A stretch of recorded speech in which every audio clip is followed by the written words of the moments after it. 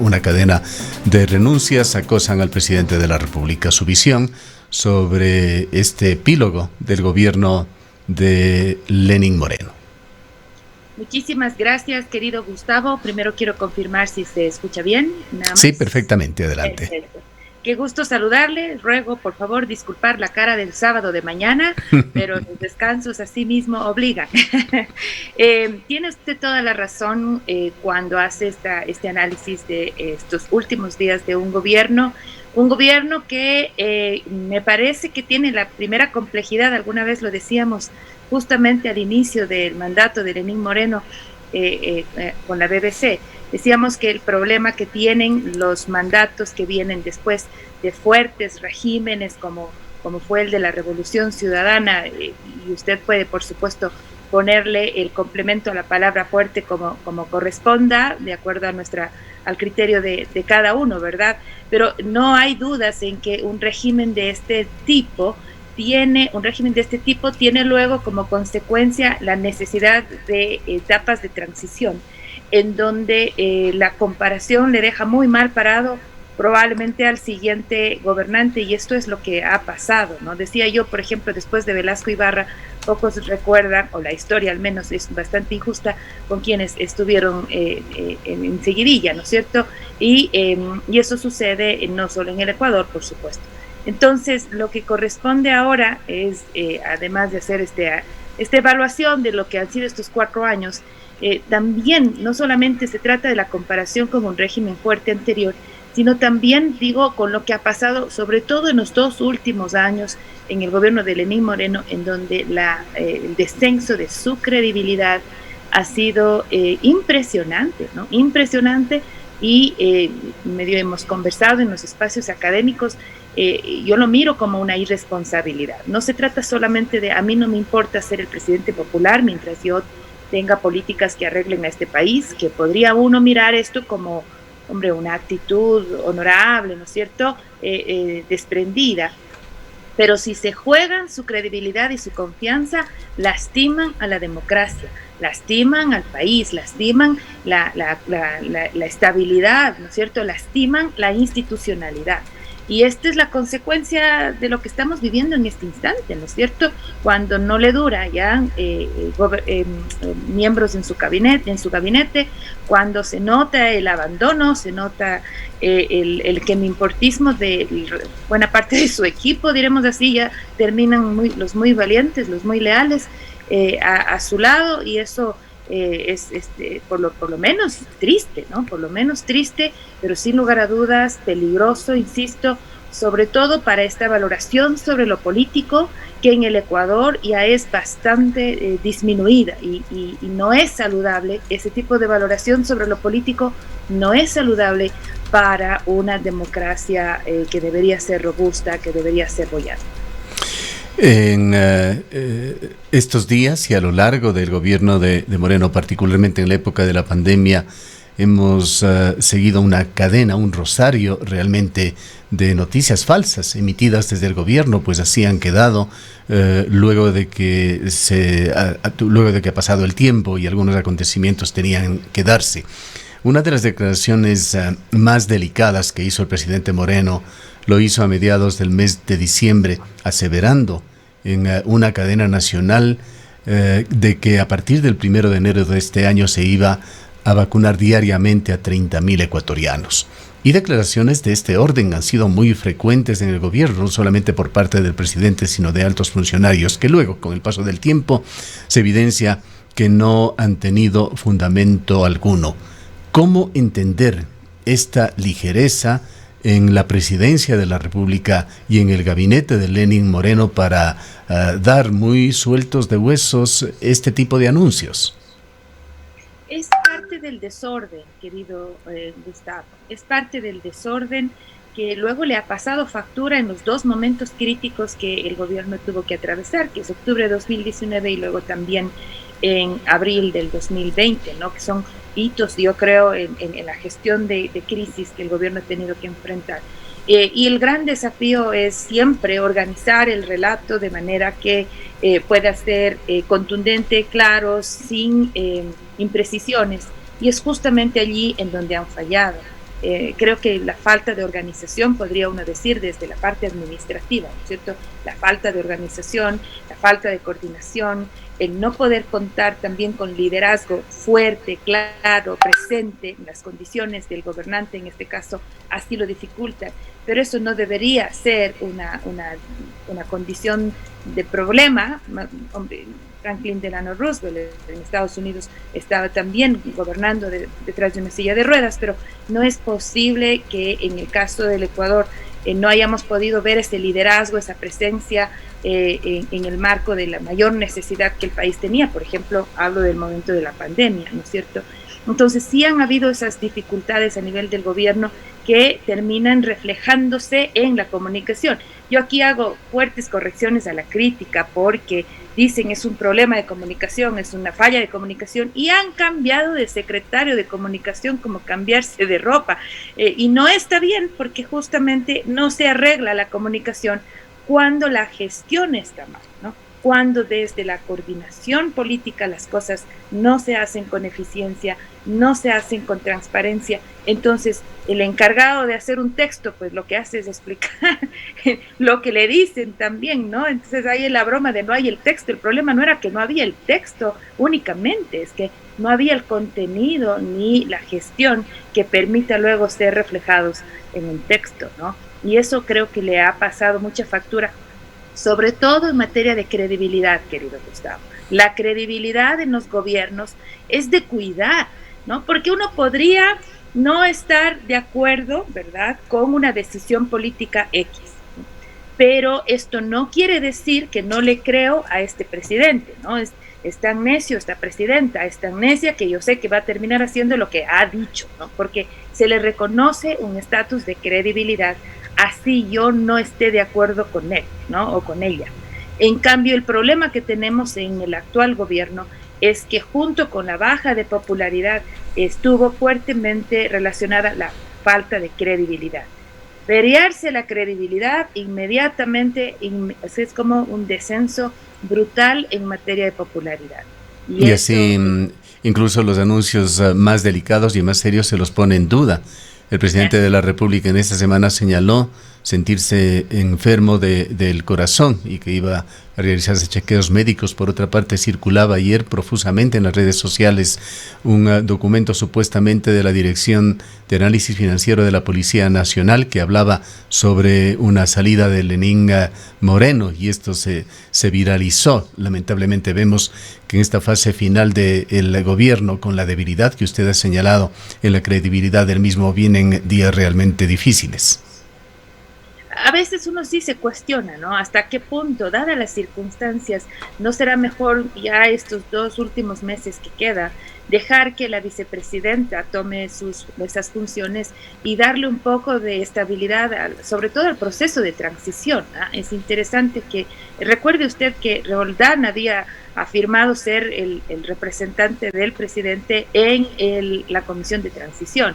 Y ahora sin Roldán no se sabe quién podría estar, lo cual a su vez deja en mayor inestabilidad el proceso posterior, ¿no es cierto? Entonces, si las condiciones no están dadas, a veces hay gente que podría tranquilamente pensar lo que acabo de decir, ¿no es cierto? Hasta qué punto corresponde continuar con lo que este momento se sabe que es bastante insostenible.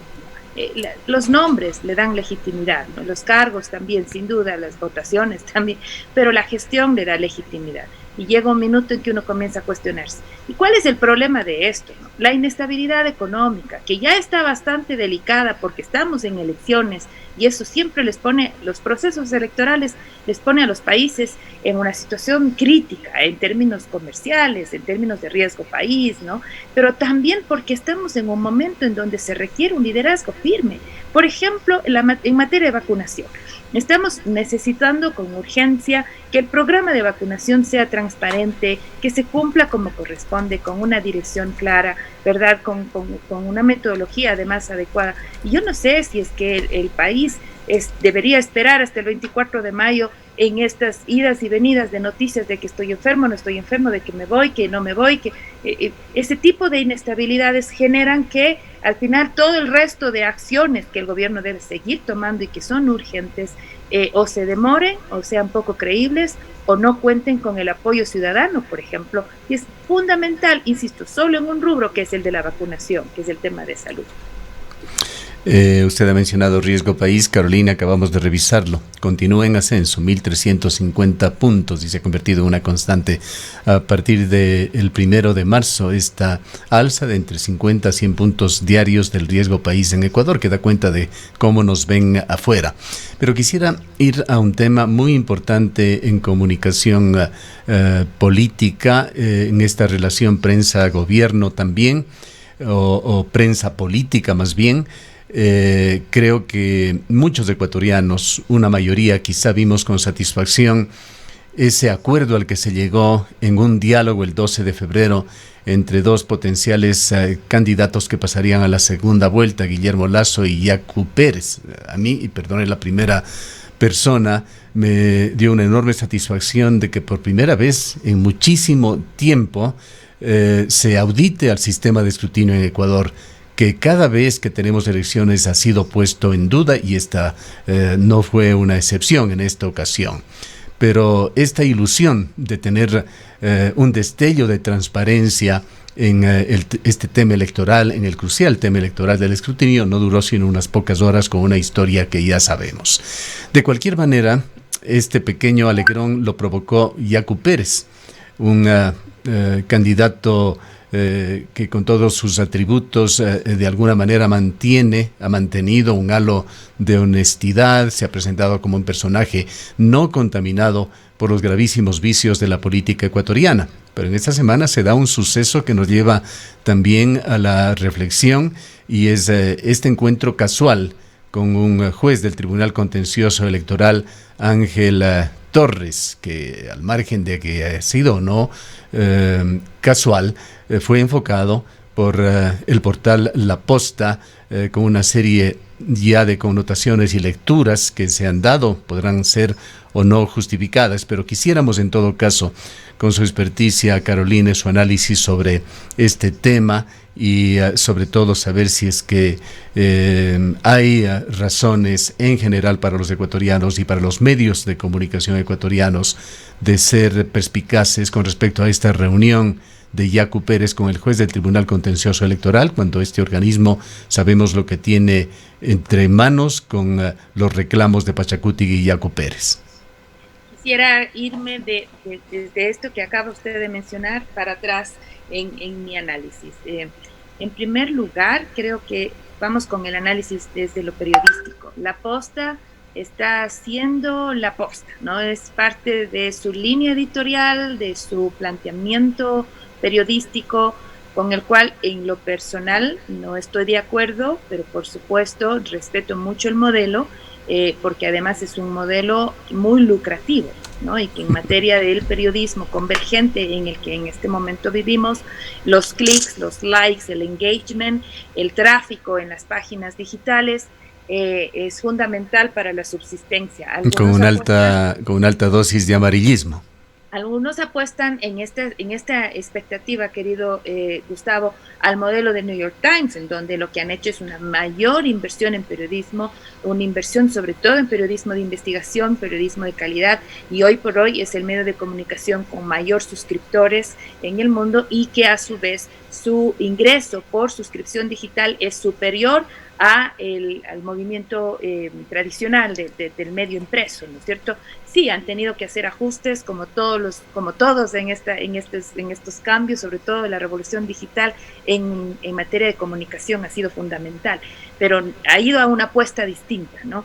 El periodismo en La Posta no necesariamente se traslada hacia un periodismo de investigación como tal vez quiere venderse, sino más bien es un periodismo que utiliza la narración medio chabacana, esta suerte de lectura corta, ¿no es cierto?, puntual, pero con dobles sentidos, con un contexto connotativo fuerte y que genera esto, lo que algunos en YouTube le hablan, el clickbait, ¿no? Le generan esta suerte de enganche por los titulares que tienen para poder clicar, ¿no? Lo más parecido a un titular de Diario La Extra, ¿no es cierto? Por poner nada más un ejemplo. Ahora, insisto, es un modelo que se da en el periodismo en general y que nosotros desde cierta perspectiva, yo en lo personal estoy crítica, pero que, insisto, respeto porque es un modelo que es lucrativo. Ahora, con esto en mente, tengo un par de fotos, que puedo con ese par de fotos decir y mucho, ¿verdad? Y los utilizo de acuerdo también, no puedo decir que no, a una agenda que el medio también tiene, ¿no? Es una agenda ideológica, no tiene agenda ideológica, sino más bien tiene una agenda política, y de ahí uno ve, por ejemplo, los ataques a diferentes miembros del gabinete de Lenín Moreno, también ataques al gobierno del anterior presidente Rafael Correa, y por supuesto los ataques que en este momento se le ofrecen, ¿no? Digo se le ofrecen porque no necesariamente ellos tenían una agenda para atacar a Yacu Pérez, no era ese el caso, pero tienen una oportunidad. Entonces la aprovechan con efectos periodísticos que todos conocemos, pero con un trasfondo periodístico bastante simple. No es suficiente solamente la fotografía, no existen mayores pruebas, no hay evidencias, por eso usted ve que el periodismo serio ecuatoriano no hace eco de este tipo de elementos. Ahora, esto desde lo periodístico, ¿no? Pero tampoco puedo yo decir que es adecuado el comportamiento de un político, sobre todo en esta última fase. Estoy de acuerdo, coincido con usted, querido Gustavo, en la necesidad de hacer esta auditoría, este cuidado, esta mayor observación. Nos hace falta más cuestionamiento ciudadano, no político, porque hasta ahora solo hemos dejado que los políticos jueguen con los políticos. Pero creo que hace falta más cuestionamiento y observación de la ciudadanía al proceso electoral, a las instituciones electorales. Yo creo que todos hemos sido testigos pasivos, indignados sin duda, de este ir y venir entre el Tribunal Contencioso Electoral y el Consejo Nacional Electoral, entre los conflictos que dentro de los consejeros hemos visto, en salidas a nada, semanas del proceso electoral. En el Azuay, por ejemplo, nos quedamos sin su director porque sin mayores explicaciones se tomaban esas decisiones. Entonces había mucho que observar. Desde el periodismo intentamos hacer llamados de atención, pero no habían instancias ciudadanas que puedan ayudar con un mejor contrapeso, y dejamos que los políticos se organicen a sí mismos, y eso es peligroso, ¿no? Y vemos las consecuencias además.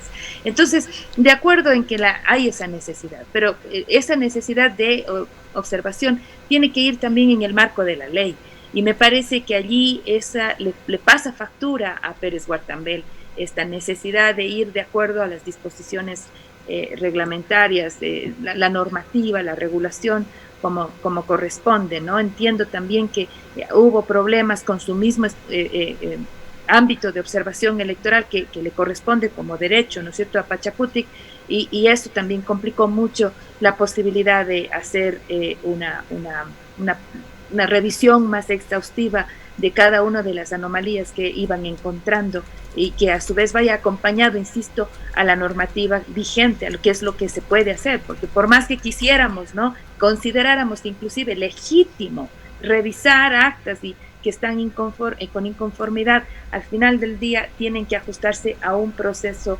normativo que es importante también. Yo creo que lo necesario en esto es prestar atención a estos detalles para tomarlos en cuenta en las reformas que se requieren hacer para los próximos procesos electorales. El problema que tenemos es que ahora están en la agenda, ahora están en los titulares, pero ya cuando vienen los nuevos gobiernos, pues simplemente el Consejo Nacional Electoral deja de estar en el ojo del huracán y ya luego nadie lo mira. Entonces, ahí es importante tejer, insisto, desde la ciudadanía un espacio, desde las ONGs, de los espacios político-culturales que la ciudadanía tiene, para poder ejercer mayor vigilancia, mayor presión El encuentro casual que usted hace mención, que fue la noticia que la Posta recoge, el encuentro casual no debió darse ni por casualidad. ¿Y por qué? Porque estamos justamente con todas las sensibilidades puestas, ¿no es cierto?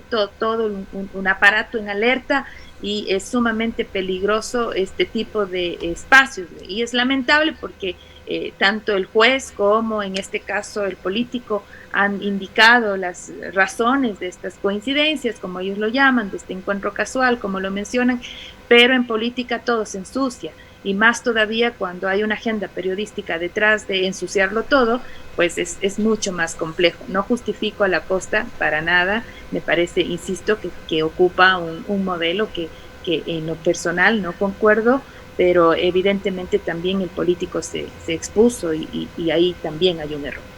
Ahora, más allá del tratamiento mediático, ¿cuál considera, Caroline, va a ser la deriva de este recurso subjetivo contencioso electoral que está siendo probablemente considerado en estas mismas horas? Ay, si fuese abogada le pudiese dar un razonamiento jurídico al respecto, pero creo que uno puede razonar más bien desde las circunstancias de la coyuntura. Yo creo que a estas alturas va a ser muy difícil que, por ejemplo, se revea las condiciones en las que la segunda vuelta se están dando ya, porque ya está nombrado, ya está proclamado, y creo que al final va a primar. Puedo equivocarme, pero mi lectura es que va a primar esta condición de institucionalidad que le permita seguir al país, ¿no? Que va a ser mucho más fuerte un golpe de, no sé, de cambio, de extender la segunda vuelta, de cambiar los actores en esa segunda vuelta. Cualquier decisión en esa línea va a ser muy difícil que se dé. Creo que al final los jueces probablemente van a decidir por el camino de la normativa. O sea, existe regulación que genera unos pasos, esos pasos no necesariamente se dieron en el momento oportuno, entonces es muy probable que sea medio complejo lo otro. Así que es lamentable, insisto, es lamentable porque me parece que Guillermo Lasso pasa a una segunda vuelta muy debilitado con todo este asunto, en unas condiciones en donde la legalidad le podrá asistir, pero la legitimidad, insisto, que es esto más de percepción, le complica porque hay una importante porción de la ciudadanía que por supuesto va a decir no es él el que debía estar en la papeleta, ¿no? A su vez, por el otro lado, hemos visto que este entusiasmo que generó Pérez Guartambel inmediatamente después de los resultados de febrero, ¿no es cierto?, han venido decayendo, sobre todo por estas reacciones que ha ido en algunos casos equivocándose. No, por ejemplo, esa rueda de prensa en Pachacutic no necesariamente le hizo bien, se dio cuenta, tuvo que ofrecer disculpas. Luego, posteriormente, la amenaza, ¿no?, de las comunidades indígenas que van a llegar a Quito, ese conflicto con los quiteños, con la sociedad quiteña también, por supuesto que llama la atención. La gente no necesariamente está dispuesta a bancarse la presencia y apoyar la presencia de estos movimientos, porque las condiciones no son las mismas que en octubre del 2019, y porque obviamente ya se nota como causa personal, no como una causa de todos, como sí fue en octubre del 2019. Entonces tienen otros contextos, y eso va minando, querido Gustavo, va minando este rol que Pérez Guartambel pudo haber conseguido con un tercer lugar aceptado, ¿no es cierto?, después de obviamente haber utilizado los recursos legales que ha dicho, pero haber aceptado y quedar bastante bien posicionado, con una voz, reforzado su activismo sin duda, pero además con una voz de actor político fuerte, determinante, y con un movimiento indígena completamente reivindicado, y un espacio como el de la Asamblea, en donde Pachacutic podría ser una verdadera incidencia, ¿verdad? Y yo creo que eso hubiese sido una posibilidad mucho más fuerte para Pérez Guartambel que seguir peleando este espacio en donde ya la institucionalidad comenzará a hacer mucho más presión para dejarlo a un lado. Con esta hipótesis suya, con la cual coincidimos, de que el escenario más probable de esta segunda vuelta Arauz-Lasso, es decir, que se confirmarán los resultados oficiales y así se irá a la segunda vuelta, la gran pregunta que queda por resolver y un problema muy interesante desde el punto de vista del análisis hacia dónde irán los votos de los otros 14 candidatos. Esa es una pregunta que nos hacemos todos. El tema es que, claro, los votos, decía hace poquito en una entrevista con Diario Mercurio, los votos no necesariamente se endosan así, no necesariamente se mueven en masa. El votante, por supuesto, toma decisiones sobre la información que tiene y decide, ¿no es cierto? Y se mueve, se moviliza, decimos nosotros en materia académica. Entonces, el problema que tenemos ahora es que nos toca analizar esa red motivacional del voto, esas inclinaciones de quienes, por ejemplo, casi en el Azuay, ¿no es cierto?, un interesante 15%, y a nivel de país fue igual, le dieron el voto a Javier Hervas, ¿verdad? Hay un voto ideológico, sin duda, porque todos reconocemos que la izquierda democrática tiene un voto duro, un 6-7%, que está ahí a nivel de país. Pero también hubo un voto que logró Hervas en sí mismo recoger a partir de este entusiasmo que le puso a una campaña distinta, disruptiva, en donde logró interactuar muy bien, sobre todo con un segmento de la población que había sido bastante abandonado por los políticos. Yo veo que Guillermo Lasso, al contratar al equipo que le apoyó a Javier Hervas en esa campaña, el famoso Gabriel de Crudo Ecuador y por ahí otros más, y están siguiendo la misma fórmula, ¿no? Por ejemplo, ingresan a TikTok con todo el escándalo que eso implicaba para un candidato que había afirmado que nunca me iban a encontrar en TikTok. Luego le generan un símbolo. El monopatín fue para Javier Hervas, el símbolo para Guillermo Lasso son los zapatos rojos. Y además lo hace de una manera fuerte, ¿no? Lo visten de rosa, lo visten con pantalón rojo, le ponen los zapatos rojos, todo eso forma parte de este espacio comunicacional distinto con la intención de sacudir algo de atención en este segmento en el que Javier Hervas fue bastante exitoso, ¿no? Por el otro lado, vemos que la candidatura del correísmo no necesariamente tiene cambios grandes, salvo la primera semana o las 2 primeras semanas en donde sale un candidato distinto, ¿no? De terno, de corbata, y en los espacios en donde para la ideología de la Revolución Ciudadana son el diablo mismo, ¿no? En el mismísimo Washington, el Fondo Monetario Internacional. ¿Qué es lo que pretende con este tipo de discurso? Es extender la marca, porque sabe que si se queda en el nicho del correísmo no crece un voto más. Extender la marca hacia una perspectiva mucho más amplia, un economista distinto que ha intentado ir poco a poco desmarcándose de su progenitor, por decirlo de alguna manera, ¿verdad?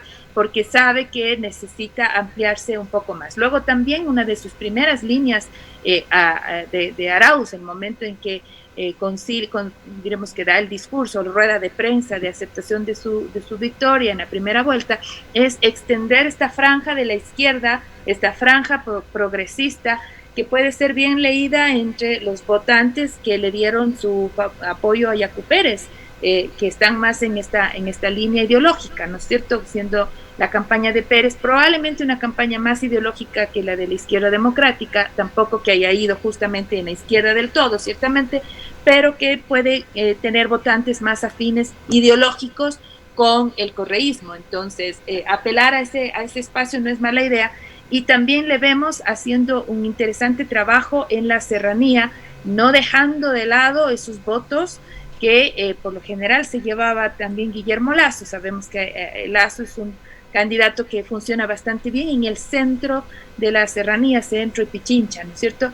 Pero que al parecer Arauz tiene, no sé, una lectura que ahí también se puede conseguir interesantes votos, sobre todo porque además tengo entendido que cuenta con un sector del movimiento indígena que podría comulgar con esas ideas. Entonces, vemos estos dos movimientos, el uno tratando de cambiar desde lo estratégico, operativo, comunicacional, el otro, en cambio, moviéndose hacia una presencia discursiva un poco más amplia, ¿no es cierto?, no tan sectarista, y eso, diremos, hay que ver qué impacto tiene, ¿no?, qué efecto tiene.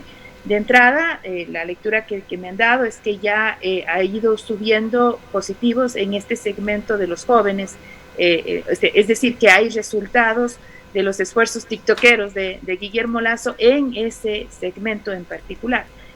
Me imagino que por el otro lado también habrán resultados interesantes. En el caso de la SUAY, recordemos que en la cuenca urbana, en el Azuay, Guillermo Lasso no le fue mal, ¿no? Hace 4 años atrás. Sin embargo, hay que reconocer el Guillermo Lasso de este proceso electoral. Es un Guillermo Lasso que no logró leer la coyuntura y por supuesto ahí tiene usted el resultado de la primera vuelta. Y viene matizado además con ese distanciamiento con Pachacuti y Yacu Pérez, que le dio más de un 40%, me refiero a la población de la SUAY, del voto a Pérez. Exacto, y en este instante, en el conflicto que tiene Pérez con Lasso, y que podríamos añadir por extensión, ¿no? Pachacuti con Creo, no sé hasta qué punto se pueda beneficiar Guillermo Lasso en algo de esos votos. Lo que pasa es que tal vez en el Azuay pueda primar más el anticorreísmo y por esa razón esos votos se trasladen igual a pesar de que sus líderes estén en conflicto. Luego también, porque es cierto, en el Azuay no existe un voto de Pachacuti fuerte. El voto de este 46% probablemente es a Pérez Guartambel en particular, y además en una coyuntura de protección del agua con los que los cuencanos por supuesto congeniamos y mucho, pero esto no necesariamente quiere decir que lo que diga Pérez yo voy a seguir, ¿no es cierto? Entonces ahí yo creo que va a primar tanto el tema ideológico, o sea, si me muevo a favor o en contra de la izquierda básicamente, y el tema diremos coyuntural, ¿no es cierto?, a partir de lo que la campaña mismo pueda mostrar. Bien, por ejemplo, vamos con un tema final también actual, pues ha hecho noticia en esta y la semana pasada, que tiene que ver con un movimiento político, con repercusiones económicas de última hora del gobierno de Lenín Moreno. Me refiero a la presentación de la ley de defensa de la dolarización, por 2 veces fracasada en la Asamblea, y aparentemente se prepara una tercera presentación. Ayer dialogamos este tema con su exrector, con Carlos Cordero. No sé si vamos a tener el tiempo para transmitirlo, pero en todo caso nuestros oyentes lo pueden ver en antena1.com. Carlos Cordero ha sido el único analista económico. Hemos entrevistado a muchos economistas de línea ortodoxa, ¿sí?, que han puesto el grito en el cielo, pero Carlos Cordero le resta importancia a este proyecto. Señala que la dolarización en su criterio no está en riesgo, que al margen del gobierno que venga, este sistema monetario persistirá. Pero quisiéramos conocer su punto de vista sobre la importancia de este tema. Yo he estado muy en la línea de Carlos Cordero, a quien le mando, por supuesto, un saludo afectuoso y cariñoso, porque como usted lo reconoce, siendo él de los economistas ortodoxos, además siempre muy crítico, sobre todo a las políticas económicas que en su momento Rafael Correa implementó, es evidente que lee bien lo que en este instante es una agenda política más que una agenda económica. Él, en las clases de la maestría en administración de empresas, me decía, las decisiones económicas no necesariamente son económicas, sino políticas. Y es muy probable que él está leyendo lo mismo ahora. Más bien hay una línea política que presiona para hablar sobre dolarización, hablar sobre su fragilidad, ponerla en duda, ponerla en riesgo, porque, querido Gustavo, no nos engañemos, esa agenda beneficia a un candidato y perjudica al otro candidato. Entonces, bajo esa premisa, la gente que puede mirar, ¿no es cierto?, sobre decisiones económicas y políticas que se dan con atención a una coyuntura, pues no podemos ser ingenuos, ¿no es cierto?, y saber por dónde va el asunto. Ahora, si bien es cierto, esta ley está en la línea de los compromisos que se tienen hechos con el Fondo Monetario Internacional, uno podría haberlo llamado de otra forma, pero tiene este nombre, ¿no es cierto?, de refuerzo a la dolarización, porque la agenda va en esa línea, ¿no es cierto? Entonces, diremos, de la misma manera como el Ecuador ya estaba absolutamente dolarizado en en los años 2000, cuando al final decidieron que el Sucre ya no iba más. Era simplemente no tanto porque las leyes así lo protegían, querido Gustavo, sino porque ya no habían, realmente ya nadie tenía sucres. Estábamos todos ahorrando en dólares. ¿Se acuerda usted cómo era? Entonces, ya frente al comportamiento de una ciudadanía, las leyes tuvieron que acompañar. Es la ciudadanía la que tiene que defender esa dolarización. Por supuesto, en el marco de un contexto legal que apoye, pero es necesario sincerar también la agenda económica y ponerle desde una perspectiva más científica, más precisa, más exacta hacia las cosas que en verdad se requieren, y no ponerle títulos o adjetivos y calificativos que lo que obedecen es a una agenda política. Insisto, nos guste o no, yo lo he venido diciendo, el tema de la dolarización ni siquiera le da votos a Guillermo Lasso. No sé por qué sigue insistiendo en esa línea, porque la gente ya no cree esos peligros. Entonces, al seguir insistiendo, el resultado es lo que ha tenido, 20% de votos, eso es lo que tiene. Entonces, persistir en el peligro de la dolarización, creo que ya se han dado cuenta, porque al menos ellos ya no hablan de eso. Persistir en eso ya no venía al caso, al menos desde una perspectiva política electoral. Bien, gracias Caroline por habernos acompañado en esta mañana. Muchas gracias. Declaraciones de la doctora Caroline Ávila, catedrática de la Universidad de la SUAY, experta en comunicación política.